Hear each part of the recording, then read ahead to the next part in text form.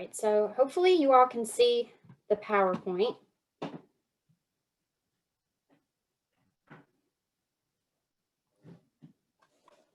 All right, so this year things were a little bit crazy because of COVID, as we all know. So this trial, I'm really glad that we were all able to get out there and actually do it this year. There are a lot of trials planned, especially those through extension, that didn't get to happen. So we're really thankful for this farm opening up and continuing to do these trials and help, because we all know that the information that we get from these really helps industry and helps us in making our decisions. So thank you to Dan and Chuck for coordinating this and working with all of the people to help make this happen. So just to go into a little bit about the trial, this trial took place in Reiner. This is in Montgomery County, close to Blacksburg, if any of you aren't familiar with the area.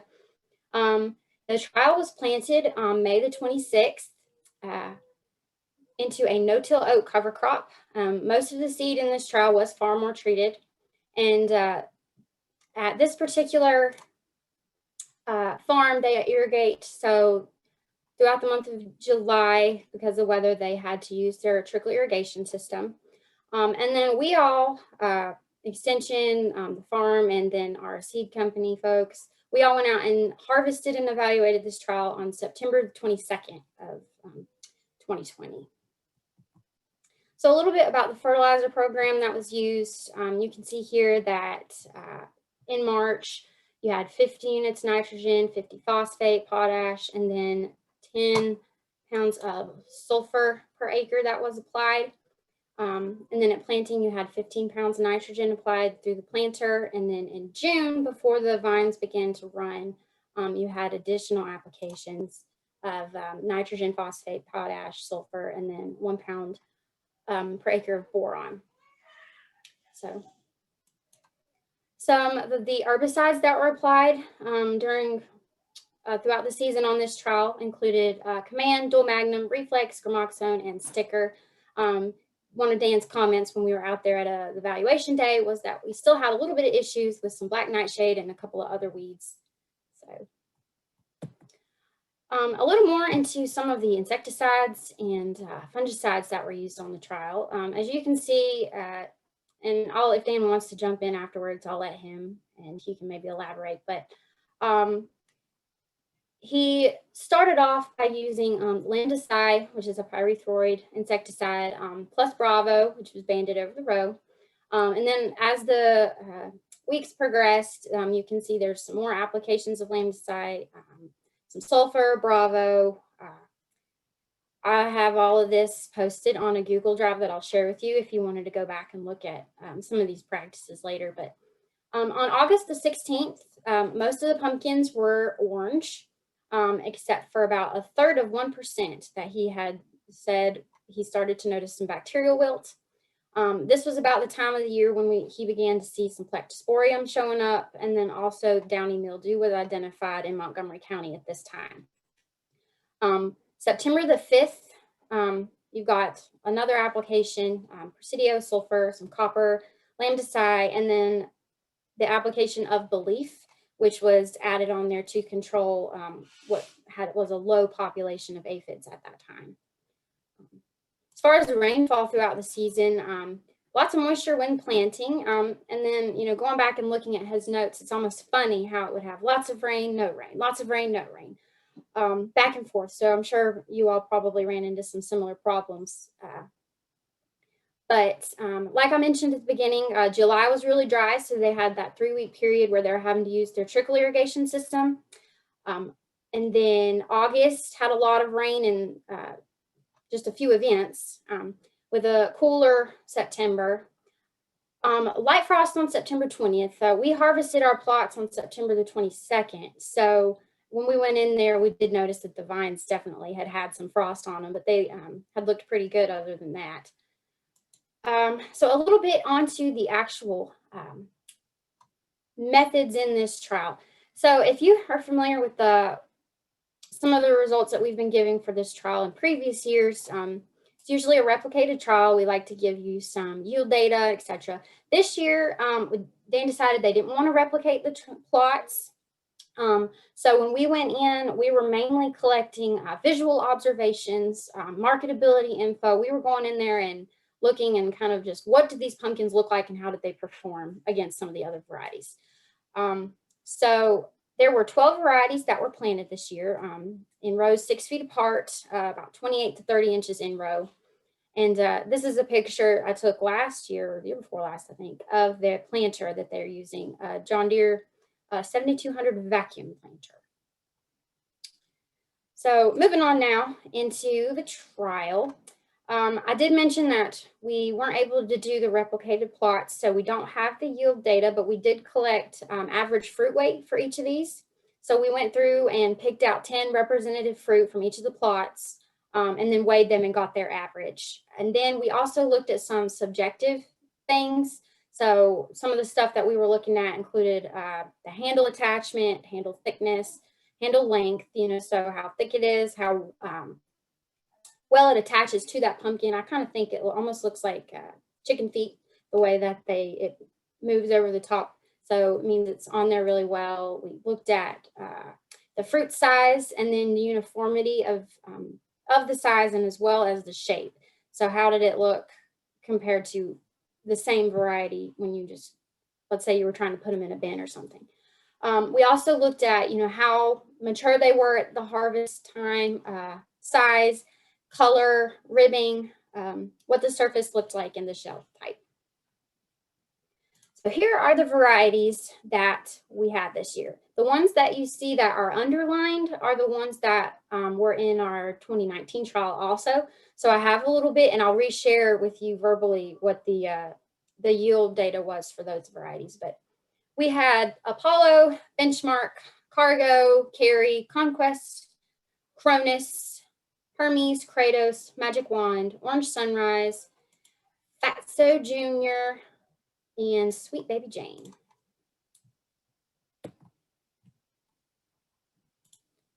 All right, so Apollo, this is a Harris Moran variety. And over here on the left, I'll just go through our observations. But this variety had a kind of variable shape, but really good on size uniformity. Color was medium orange, strong stem attachment. You can see in the picture the pumpkin to the left of the pink sign, kind of what we're looking at there, how it bleeds down into the pumpkin. Medium ribbing, about a 40 count pumpkin with an average weight of 15.57 pounds. And you'll see that this one has intermediate powdery mildew resistance. All of the varieties in this trial did -1, and you'll see it when we get to it. Some of my additional notes on Apollo was that the size uniformity was better a little bit than the shape uniformity. We had some of the lighter ones that we picked, as you can kind of see in that picture, we thought were likely due just, it wasn't mature yet. This was actually one of the varieties that Brain King was using as one of their largest used varieties for their market. So I did want to point out in 2019, we did collect some yield data on this one, and it was about a little over 4,000 fruit per acre for this variety. The weight then averaged a little higher, 18 pounds, but in the same general vicinity, also showing that it was 100 bins to the acre then. So next up, we had Benchmark from Outstanding Seeds. First off, the main thing we noticed with this one was just the stem here. Very thick stem, really good attachment. What it was lacking a little bit more was in uniformity on size and shape. The ribbing was a little more variable too, lighter in color. Generally, we classified this one as just a more variable pumpkin. Size-wise, this one's giving us a 60 count pumpkin, average weight of a little under 12 pounds. So then we have Cargo. This one actually was what we called the top performer in the trial, just as far as how it looked and how it did. This is, you can tell, very uniform in this picture, both in size and shape and ribbing. Deep orange color, which I personally like. 30 count pumpkin, average weight about 18.66 pounds. So this one was really pretty, we thought. Next is Carrie. This one is from Harris Seeds.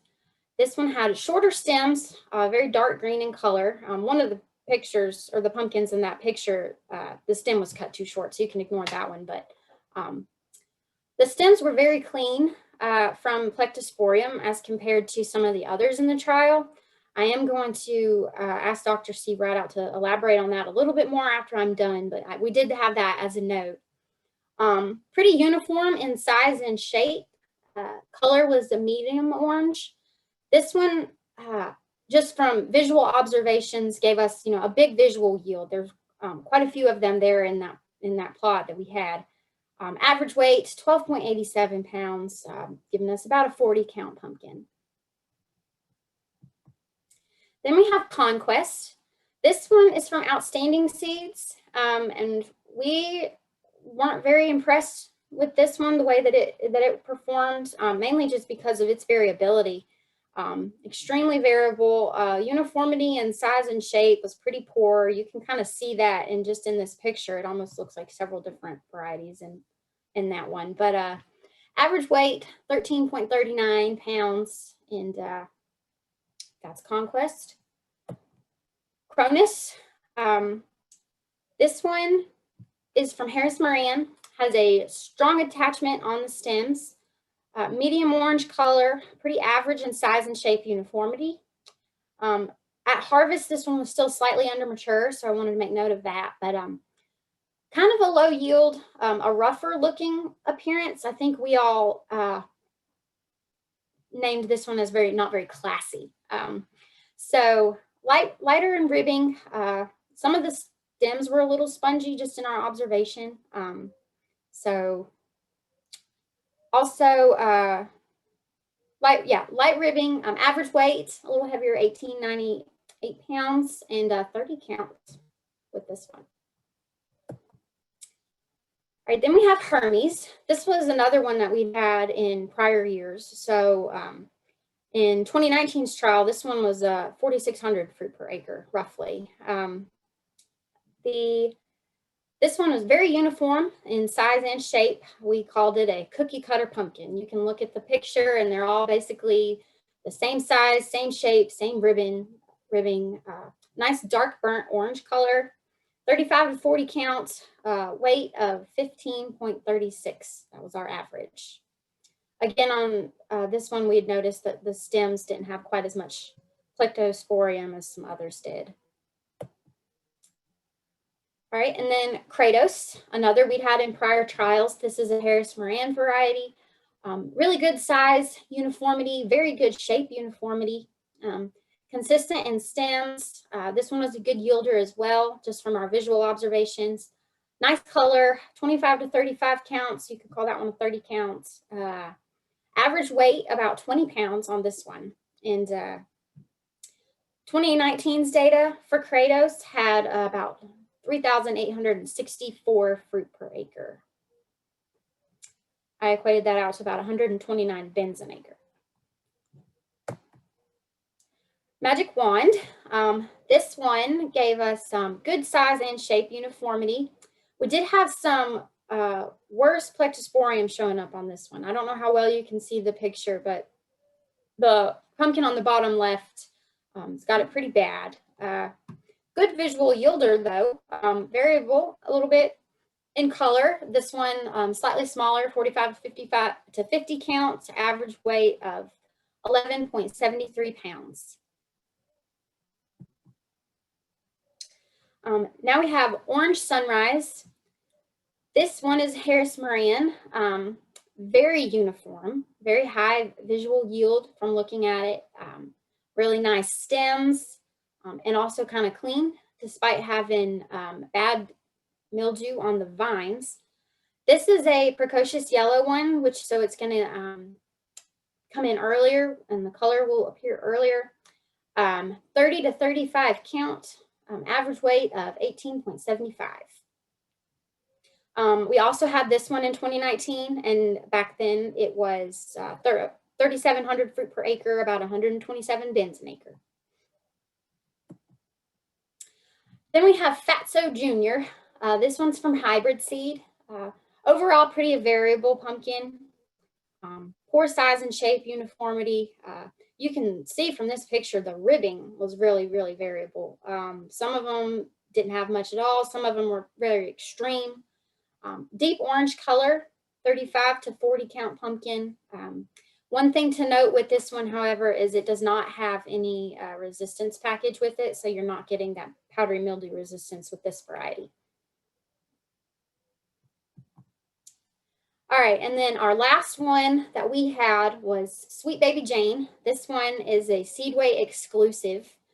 So, we'd mentioned this one at last year's meeting. And in the 2019 trial, it gave us 3,800 fruit per acre with about 129 bins an acre. This one averaged on size and shape uniformity, a little bit of plecto on the stems and some of the fruit. The stem is one of the leading characteristics here for this pumpkin. You can see it's long and really sturdy, thick stem. Medium orange in color, 30 to 35 counts, average weight of 18.11 pounds. So with that, that's the walkthrough of the Brand King trial varieties. Before I turn it over to Dr. Radout to hit on some of his Plectosporium observations, does anybody have any questions for either me or for Brand King Farms?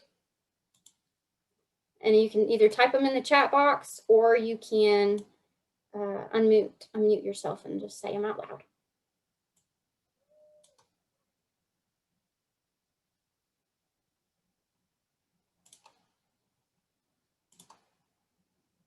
Okay, well, I'm going to, if I can find my cursor, turn it over to Dr. Radout. Do you have a presentation that you wanted to pull up? Hey everybody. Hey Ashley. No, I don't. I actually have a Excel spreadsheet that I can make me a co-host. I can share that. Yeah, let me. You guys will hear enough out of me on Thursday, so I don't want to talk for too long. Okay, you should be good to go now. All right, thank you. So first of all, thanks for joining us on Tuesday night. Wish this could be in person, but I've said I wish this could be in person a lot in the last year. So one thing, I'm Steve Radout. I'm a plant pathologist, vegetable plant pathologist for Virginia with Virginia Tech.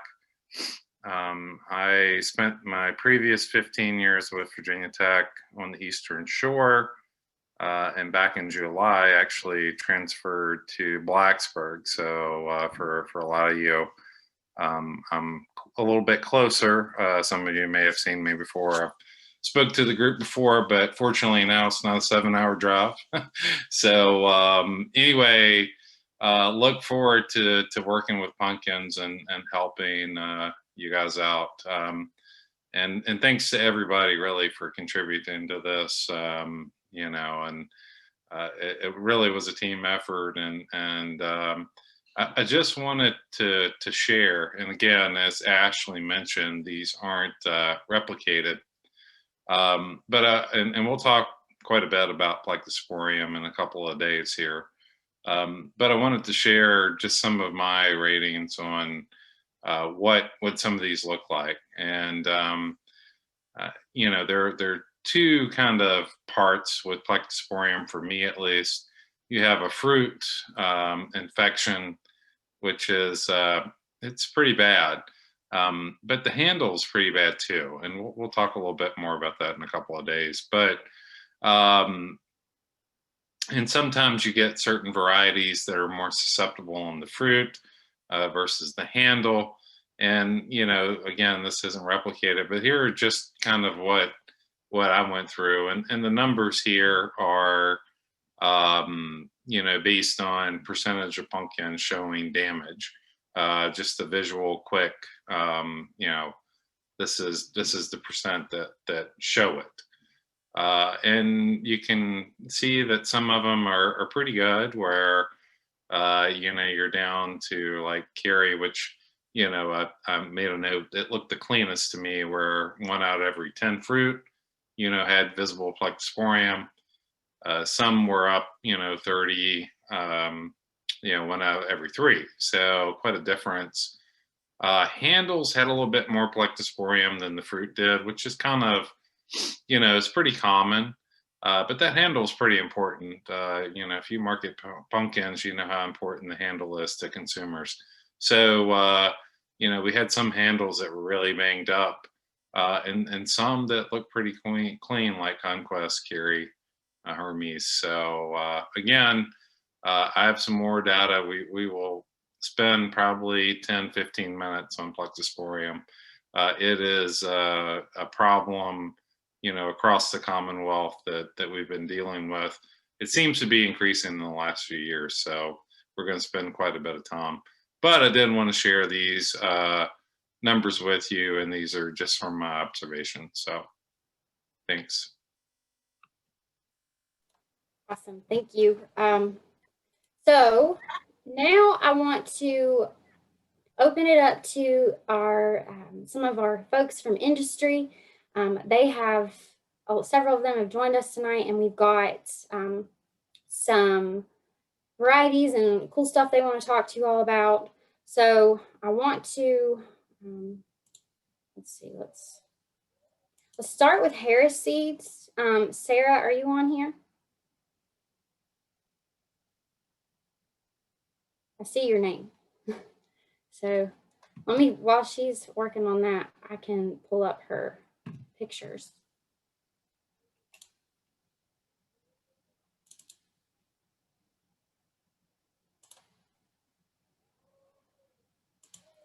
And if we need to skip her for right now, we can.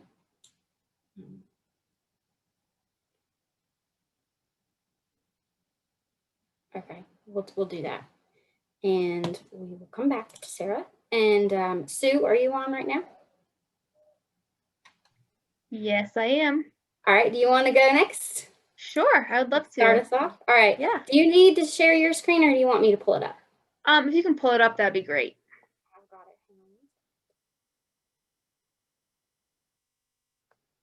And I just wanted to take this minute while she's pulling that up to thank everybody for your continued business and cooperation with Harris Moran Seed Company. We really appreciate everything that you've done for us to help us make us be one of the top seed companies in the pumpkin industry. Without doing the trials on your farms in the area, we would not be successful to find some of these varieties that I consider some of the best out there. So doing this research and the stuff that Ashley did and the collaboration from Dan King Farms, without you, we wouldn't be able to have some really awesome products.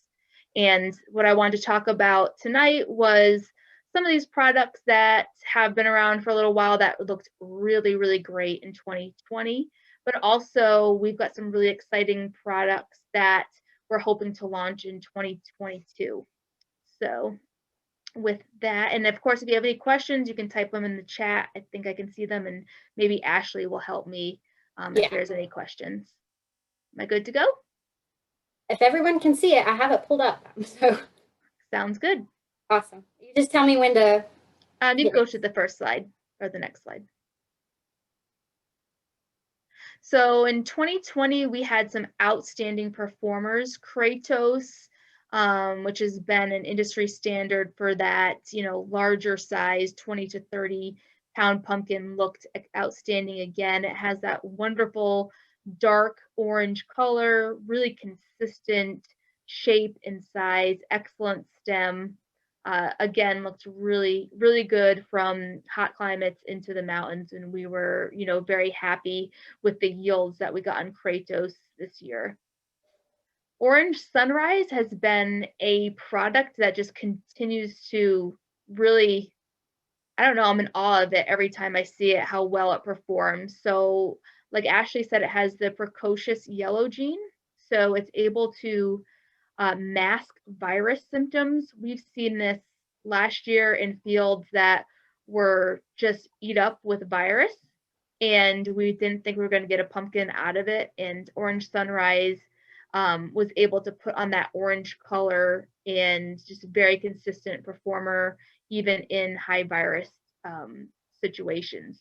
The picture that I'm showing here is from way western Tennessee, where it's very, very hot. They don't have a lot of elevation like you all do in the mountains, and you can see how well that one performed.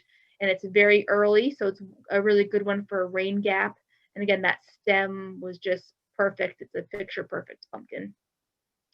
And Hermes did really well again. It was interesting to see the Plexisporium data there. You can see in this picture how clean that stem is. So just a really deep burnt orange color, like Ashley said, and that really nice dark green stem. It's an excellent contrast. And again, it is a cookie cutter pumpkin. So we were just really impressed by that one this year. Go to the next slide. And I actually did want to make one comment about the Orange Sunrise. You know, when you mentioned that there was quite a bit of mildew on that pumpkin, it probably is because that pumpkin was done producing. You know, it's such an early maturing variety, and you know, that plant is just done. It's already put out all the fruit it's going to put out as early as 65 days in some cases. So you're going to see more mildew because that plant is just done. Okay. Thanks. So we have a very exciting product that we saw this year. It is just an experimental number. We don't know what the name is going to be. We're calling it 4716, which is those last four numbers and that really long letter and number at the top there. This pumpkin was so impressive. We're hoping that this is going to be the Cronus replacement. So, you know, Cronus has always had that big, beautiful pumpkin and nice stems, but it just hasn't been a consistent performer. This one has been consistently beautiful from hot climates and into the mountains, and we're really excited about this. So in the mountains, we saw the range this year from 21 to 28 pounds. And it was anywhere from 15 to 20 pounds in some of those lower elevation and very hot climate, but consistent performer, cookie cutter, just beautiful pumpkin. Again, we'll only have trial quantities of this seed this year, so we're hoping to get it on some farms in, you know, some smaller quantities, maybe 50, 25 plants, but we, you know, if it's something you're interested in looking at, if you were a Cronus grower, you know, we'd like to see how it does on your farm.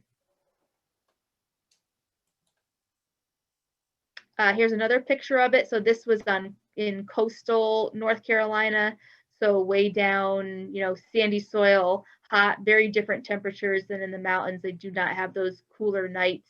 And you can see, you know, it actually even got up to 27 pounds. So a little bit more of a weight range, but again, that nice, you know, very large size. Just look at that stem. It's just very impressive. This other one that we looked at, we've seen this one for a couple years. It's a taller pumpkin. We call it 4831. So it's more of a special pumpkin. It has a nice large size, 19 to 21 pounds, but then it just has that taller shape. So if you're looking for a taller pumpkin, this is going to be a really exciting product. Again, hoping to launch in 2022. All of our Harris Marins products from here on out will continue to have at least intermediate resistance to powdery mildew. So that's something that we're going to continue to breed for, and we're seeing more and more varieties that have really good virus resistance as well. So we're excited about that. This is another one that we're hoping to launch in 2022. It's more of a specialty type pumpkin. Again, it's yellow with orange stripes. It has some green stripes and a few warts. It's about a 7.5 pound pumpkin. You know, a little bit more variable because it is specialty, but puts on a ton of fruit. So if you have an interest in this type of pumpkin, you know, it's not quite like that Blaze or some of those other varieties. It's a little bit more warty and a little bit more special, but if it's something you're interested in or have a market for, let me know and I can get you some trial seed. And yeah, just thank you. We really appreciate your continued business. Again, without all of you growers, we wouldn't be successful. Look forward to doing more trials next year. I guess I would just put this one comment. Last year was an interesting year because we didn't know what was going to happen, right? You know, we didn't know if we're gonna plant pumpkins if anybody was going to buy them. So, and a lot of people waited to purchase seed, and we did run out of some of our favorite varieties. So if you're interested, I would say get your orders in early. And something that I just noticed, and it'd be interesting to hear what the growers think, but something that I noticed last year was it looked like this strawberry crop and how the strawberries were going to do was really a testament to how good the produce market was going to be. So we were worried about consumers getting out and going to farms and buying strawberries and on that retail side. And we saw that was very successful. And I think it was because that was successful, everybody felt confident to plant pumpkins. So I would say, you know, get your pumpkin orders in early, but also keep an eye on strawberry crop and see how well those guys do. I think there's definitely more people that will be coming out to your farm and buying things retail. And I think that pumpkins will be strong again. And I'd love to talk about that with anybody. If any farmers have any insight in that, give me a call. We can talk. But thank you again. Thanks, Ashley. You're on mute. Sorry, I was talking. I said, thank you, Sue. I am going to, if I can figure this out, I have so many buttons to push. And thanks y'all for bearing with us. And actually, just one more thing. We have our Harrisburg and pumpkin guide. I usually give it to y'all at the meeting. Of course, without having that meeting, I have a box full of pumpkin guides. So I can send Ashley a bunch and she can get them out. Or if you want to contact me, I can mail you one. And my email is somewhere, I'm sure. So if you want one of these, let us know. That'll be fine. Any of my local people, you could come, they could get them from my office and we can make that work. There's several of them on here. So Sue, can we get maybe some of this experimental, maybe in the trial with Dan Brands next year, possibly? Do you think? Absolutely. Especially anything for Dan. Yeah. He's such a great cooperator. Yeah.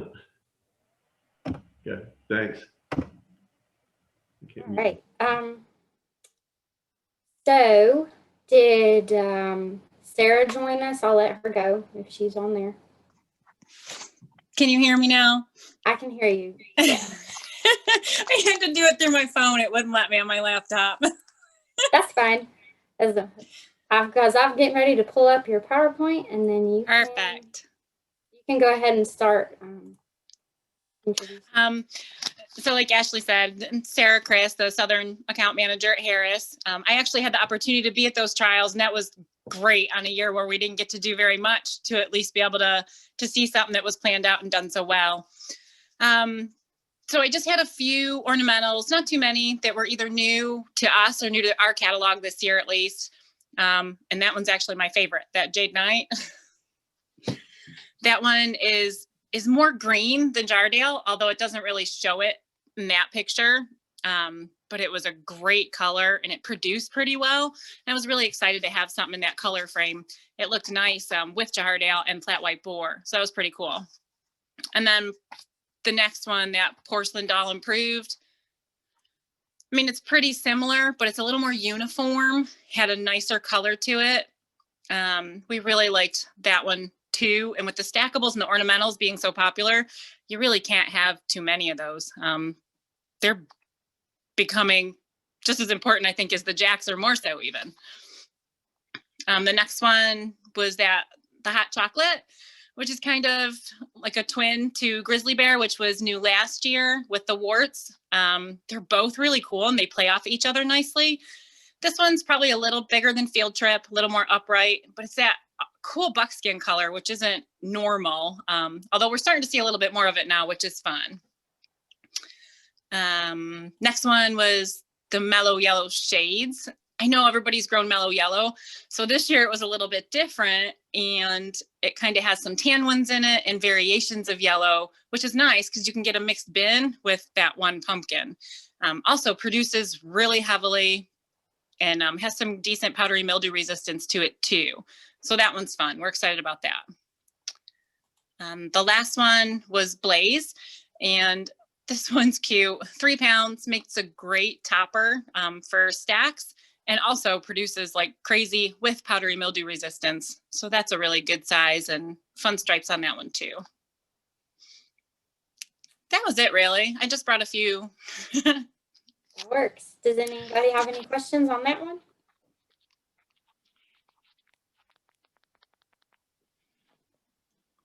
All right, and like I mentioned at the beginning, I'm going to put all of these on a Google Drive and share it with everybody, so that if you wanted to go back and read up on the varieties and look at the pictures, all that would be there for you, especially since they can't hand you handouts this year.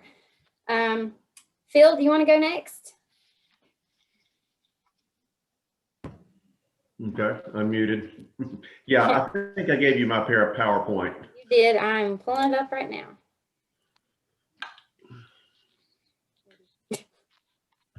I've got several to go through, and I'll go through them really quickly. We had a specialty novelty, some people call them heirloom type pumpkins at the farm of Travis and Tanya Marshall, and I do appreciate their willingness to let us do that there. A few of these varieties came from a trial at J.C. Banks as well. So big special thanks to Travis. Travis also remotely fixed my truck, which is a long story, but I really appreciate that. So. Can you see it? Yeah, what I do. You just talk and tell me when to hit next. Okay, I don't see it in front of me though, the slideshow. Let me try again. I might have hit the wrong button. There you go. Okay. You got it now?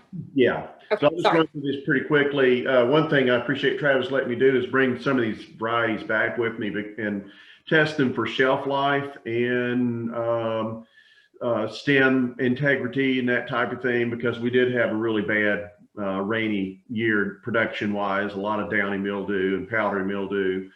And so I wanted to kind of see how look, particularly at the health of the stem, and then look at shelf life and that kind of thing afterwards. So it was an interesting test. This is Autumn Crown, about 3 to 5 pounds. The stem was okay on this, but it was, you know, it was a nice product. Okay, next slide. Midnight is this is a smaller specialty fruit, about 3 to 4 pounds. The stem was very healthy, and it maintains its dark color. It doesn't turn orange over time. So it's kind of a cool feature about this one. Okay, next. Red warty thing. It was about a 10 to 14 pound fruit. The fruit set wasn't so great on this.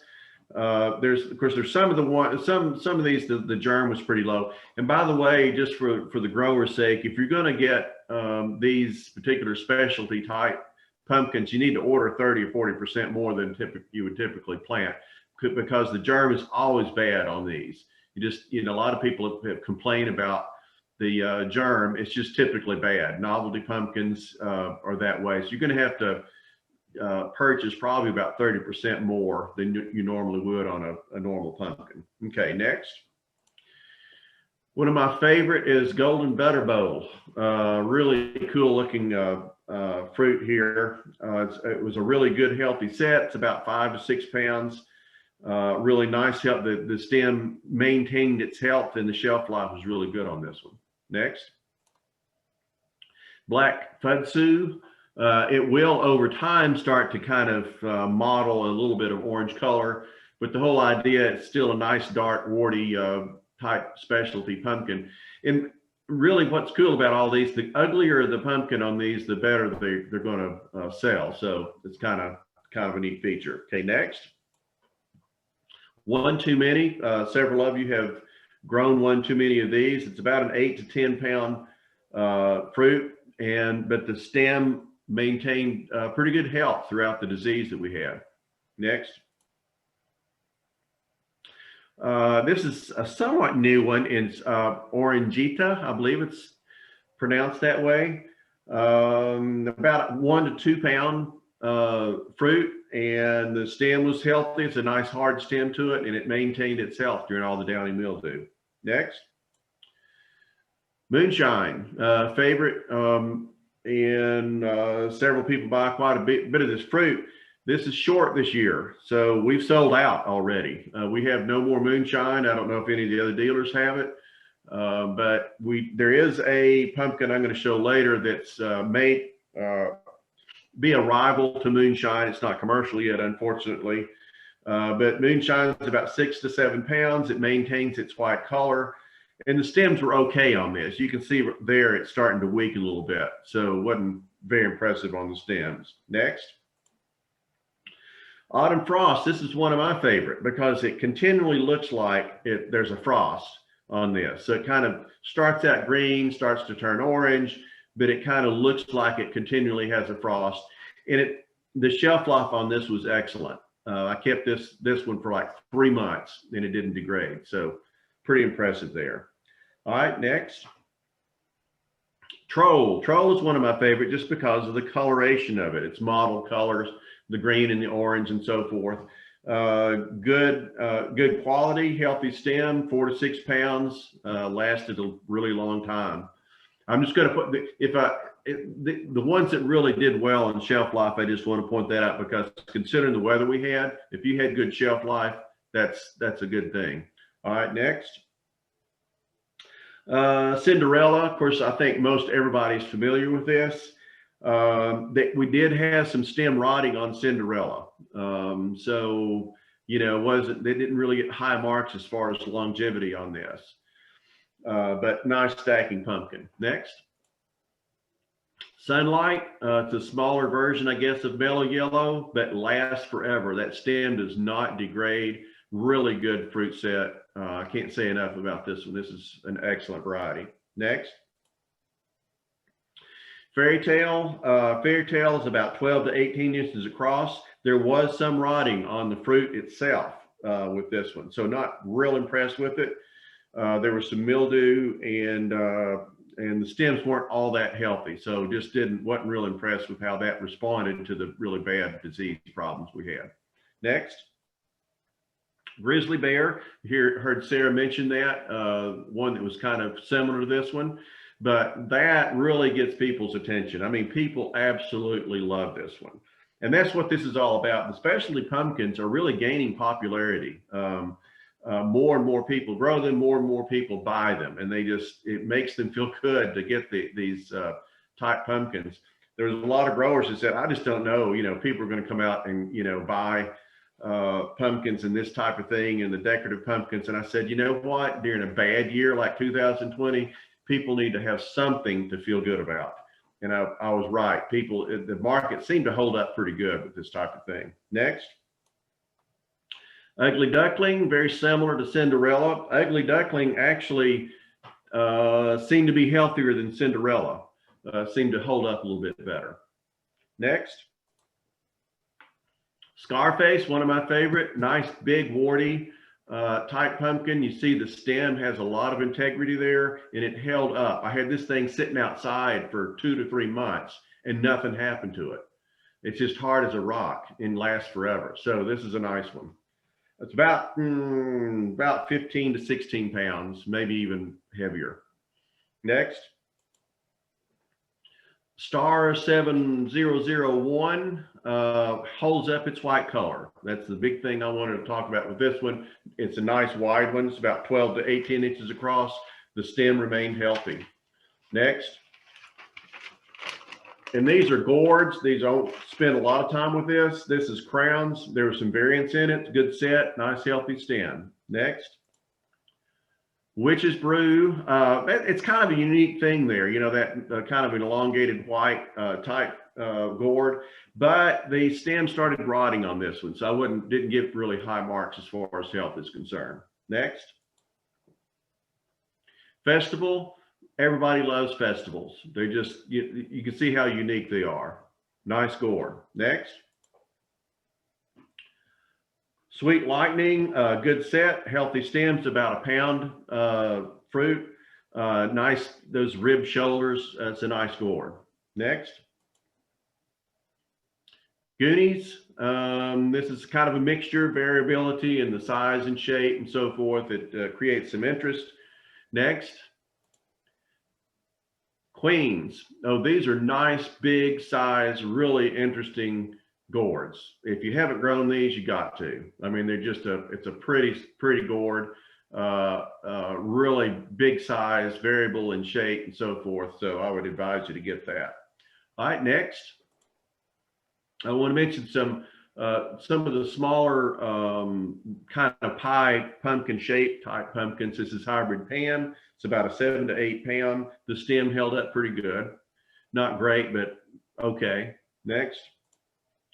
Jack Sprat is a 4 to 5 pound, good disease resistant, really nice stem. It's got powdery mildew resistance from both parents. So this is an excellent pumpkin for the open market, and then also box pumpkins as well. Next. Annabelle is a smaller of those sizes, about a 3 pound. Nice big little stem on there for such a small pumpkin. Excellent quality, healthy stem. Next. The next two are numbered varieties from Holler Seed Company. This is HSR 4743. It's about the same size as a moonshine. As I mentioned, moonshine variety, which is very popular, is running short this year. So it's going to be nice to have something coming up that's going to be about the same size.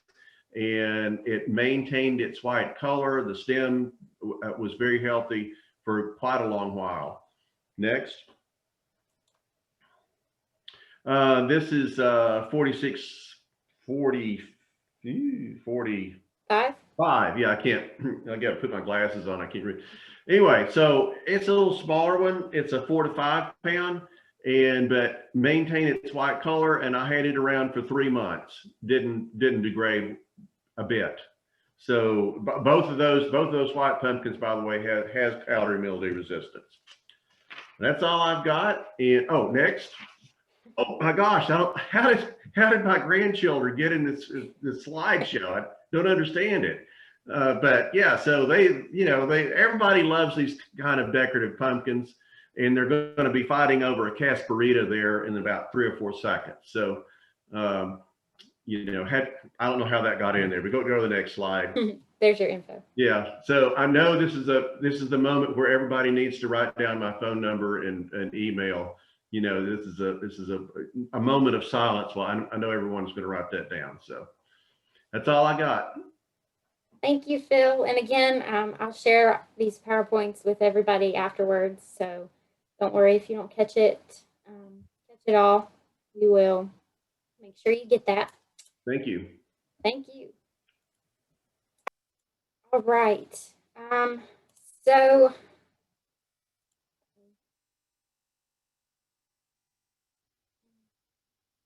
all right, I think Seedway is our last one for the night. Is Joe on right now? Hi, Ashley. Hi, Pam. Hi, this is Pam. So I am here with Joe Jones, and we're gonna do our presentation together. Okay, I'm pulling it up. Yeah, I'll let you navigate it for me, please. I will. You'll have to tell me if it's not showing up. I don't know what I didn't do last time. Not yet. All right. I might be able to share my screen if I can figure it out. Would you like me to do that? Give me one more second, and then I should get it. And Joe, are you here? Uh-oh. Probably muted. Joe will comment when he would like to. So I'll go ahead and get started. Can you see it? I can, Ashley. Thank Okay. you. This was just one of our locations where we had a pumpkin trial this summer. Very pretty in the mountains of North Carolina. And then go ahead, Ashley. I only have like 5 or 6 slides. Go on to number 2.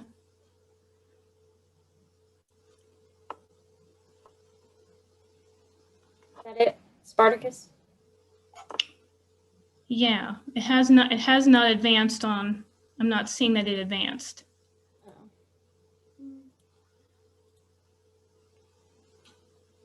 I might have to try it again. I'm clicking off of the screen to check the chat and stuff, and that might be what's wrong with it. You'll have to tell me. Perfect. Okay, sorry. Okay. So Spartacus is a newer variety from Cicada. This is in the 40 count class. It runs about 18 to 20 pounds or so as an average fruit weight. What we've been seeing in our plantings and our trials of it is that it's a fast maturing variety. So this variety can be planted the 4th of July and it'll still make a crop. It's not as cookie cutter as like an Orange Sunrise or a Kratos. So you're getting that 40 count fruit at the crown set. The second fruit on the vine tends to be more in the 50 count class. We do like the distinct ribbing. We like the dark color. It is a more restricted vine, not as much canopy as some of the Harris Moran varieties. It does have some intermediate resistance to powdery mildew. And that seed it's not in the barn yet, but we will have seed and it will be far more treated. Go ahead, Ashley. Okay. And then next up is Sweet Baby Jane. This also is a newer variety. It tends to be heavy on the 30 count class. Now we do see some variability with the size. So I'll put the size range around 15 to 30 pounds. This past summer, we did have some fields that were lighter setting. And so we did have some growers reporting that they got some fruit in the 20 to 25 count range. However, having said that, we have seen some pretty good consistency across all geographies. So when I say that, that would be north to mid-south and also to the Midwest. If you're looking to compare it to a variety, I would say that it compares most closely to Rhea. So it does have a stem that's very much like Rhea. In our trial locations, we have seen that it has better setting ability than Rhea. But again, semi-full vine, plenty of canopy. This seed is also far more treated. Go ahead, Ashley. Autumn Pearl is new. This is in the pie pumpkin class. So this one is running 3 to 5 pounds. So I would put this in the same class as like Jack Sprat or Little Giant or Mischief. If you're looking to compare the fruit style compares most closely to Mischief, where you have that slightly taller fruit shape. We're liking the darker color, we're liking the handle, and we're liking the distinct ribbing on the fruit. I usually like to point out the cautions with each variety. So the caution with this variety is that I would stick to a closer plant spacing. I would say that 15 square feet per plant would be ideal. We do have some growers in New England that do plant at a wider plant spacing, like 20 to 24 square feet per plant. I would say that wider spacing is not adaptable to this variety because it will produce some larger cannonball size fruit. And so you can kind of see that there on the bottom picture there, that one fruit tends to run about, you can get some 7-pound fruit. This variety will also be far more treated as well. Go ahead, Ashley. Thank you. Mm-hmm. And then on the specialty side of things, we have a new one called Flat Stacker. This would be a flat white boar type. And again, like the others have mentioned, white pumpkins and specialty pumpkins are popular. So we are just looking to sort of broaden our horizons and make good varieties available for you folks. White continues to be a popular variety. This one we had in trials this past summer. It did set fairly well in all trial geographies. The picture you see here was taken at our New York trial. The shape is consistent. The sizing ran about 14 to 30 pounds. It is relatively fast maturing for the size that it is. It's about 100 days, and it does have some virus resistance. Now, in this particular trial, it was done actually on bare ground, and we didn't see any scarring on the fruit. Sometimes with white pumpkins, growers will comment, and we will see scarring. So there wasn't any scarring on this one on the bare ground. I did notice some scarring in our trials where we had that were planted on rye.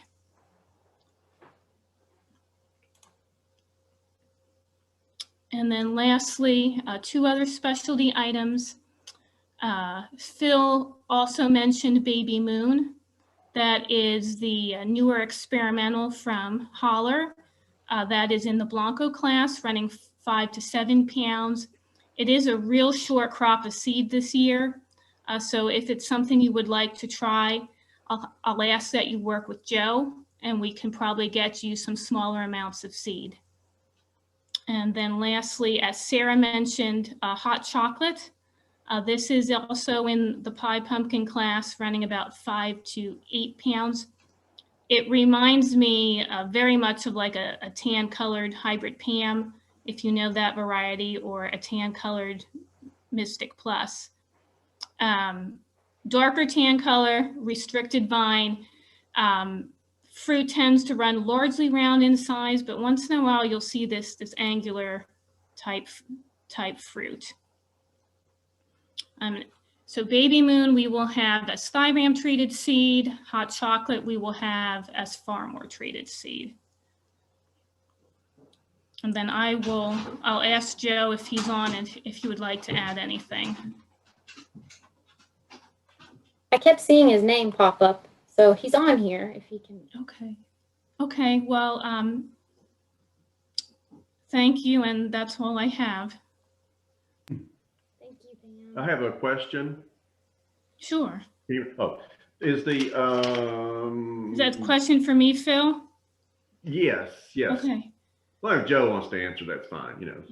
I'm just kidding. The flat stacker and the pearl, are they both exclusive to Seedway? Are they? No and yes. Flat stacker is not exclusive to Seedway. That's available to everyone.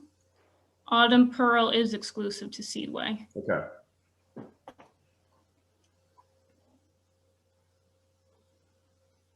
Joe, if you're on, I think you're unmuted and you can talk.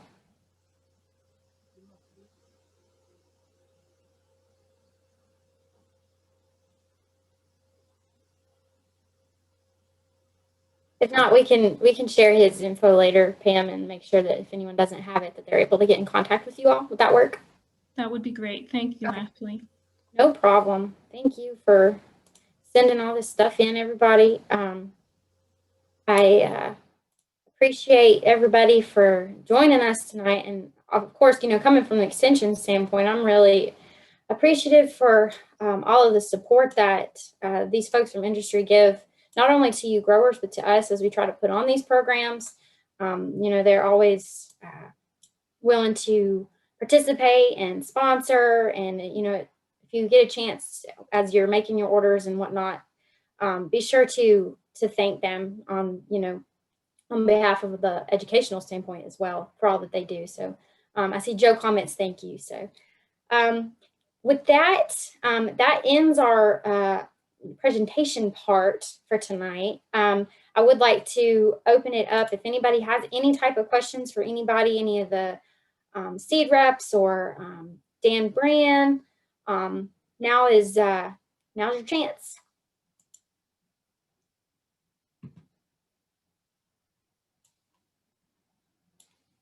I do want to say Thursday night, again at 7, we're going to have Dr. Rideout's going to be joining us again to talk about disease control. So you won't want to miss that. And of course, I will be recording all of the presentations. So All right. Well, if I'm not hearing any questions, thank you all for joining us on this Tuesday evening. Looking forward to the rest of the meetings. And of course, if you have any trouble with Zoom or anything like that, just feel free to send me an email. Thanks, everybody. Thanks, Ashley.